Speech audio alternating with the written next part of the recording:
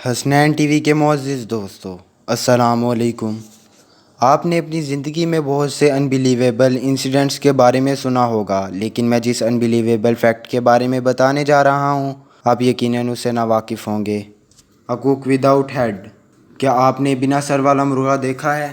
1945 کے موسم خزاں کی ایک سرد رات میں لوئڈ اولسن، جو کہ فریوٹا کولوراڈو کا ایک رہائشی اور ایک کسان تھا، رات کے کھانے میں مزیدار چکن کھانے کی غرض سے اس نے مرغیوں کا شیڈ ہٹایا اور اس میں سے ایک مرغا جس کا نام مائک تھا اسے نکالا۔ لوئڈ اولسن ایک تجربہ کار انسان تھا، لیکن اس بار غلطی سے اس نے مرغے کو گردن سے تھوڑا اوپر سے کاٹ دیا تھا۔ مرغے نے اپنے سر کا کچھ حصہ کھو دیا تھا۔ اسی دوران مرغا اس کے ہاتھ سے نکلا اور بھاگ گیا۔ لوئڈ اولسن جب صبح اٹھا تو اس نے پایا کہ مائک نامی مرغا ابھی بھی زندہ تھا اور اس کے سر کا بالکل تھوڑا سا حصہ اس کی گردن کے ساتھ رہ گیا تھا۔ اس طرح مائک بنا سر والے مرغے کے نام سے مشہور ہو گیا۔ مائک بنا سر والا مرغا پورے 18 مہینے زندہ رہا۔ اس کا مالک اسے گردن میں بنے ایک سوراخ کے ذریعے کھانا کھلاتا تھا، حتیٰ کہ وہ عام مرغوں کی طرح اڑ بھی سکتا، لیکن اس کی بانگ پر ضرور اثر پڑا تھا۔ مائک ملک بھر میں ایک شو ایکٹ کے لیے دورے پر بھی گیا اور اس کے بعد یونیورسٹی آف یوتھ، جو کہ سالٹ لیک سٹی میں واقع ہے، وہاں مائک کا جائزہ کیا گیا۔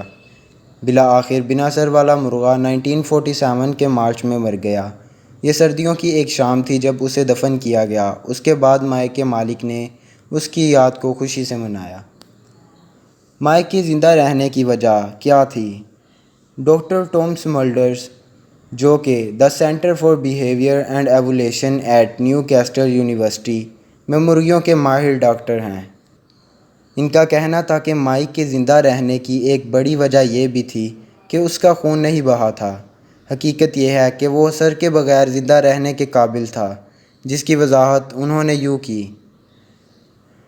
انسانوں میں بہت سر کا کچھ حصہ کھونا بھی پورے دماغ کو نقصان پہنچاتا ہے، لیکن مرغیوں کے معاملے میں ایسا نہیں ہے۔ آپ یہ جان کر حیران ہوں گے کہ مرغیوں کا دماغ کتنا چھوٹا ہوتا ہے۔ یہ زیادہ تر کھوپڑی کی پشت پر آنکھوں کے پیچھے ہوتا ہے۔ رپورٹس کے مطابق مائک کی چونچ، آنکھیں، چہرہ اور کان کٹ چکے تھے۔ ڈاکٹر سملڈرز کا اندازہ ہے کہ مائک کے دماغ کا 80% حصہ بچا رہ گیا تھا، جو کہ اس کے جسم، دل کی شرح، سانس لینے، بھوک اور نظام انہضام کو کنٹرول کر رہا تھا، اور اس طرح مائک پورے 18 مہینے زندہ رہا تھا۔ ان سب کے باوجود پھر بھی ہم بھول جاتے ہیں کہ اس کائنات کو چلانے والی طاقت کوئی اور نہیں، اللہ کی ہے۔ یہ حیران کن واقعہ اللہ تعالیٰ کی قدرت اور کرشموں کا بہترین ثبوت ہے۔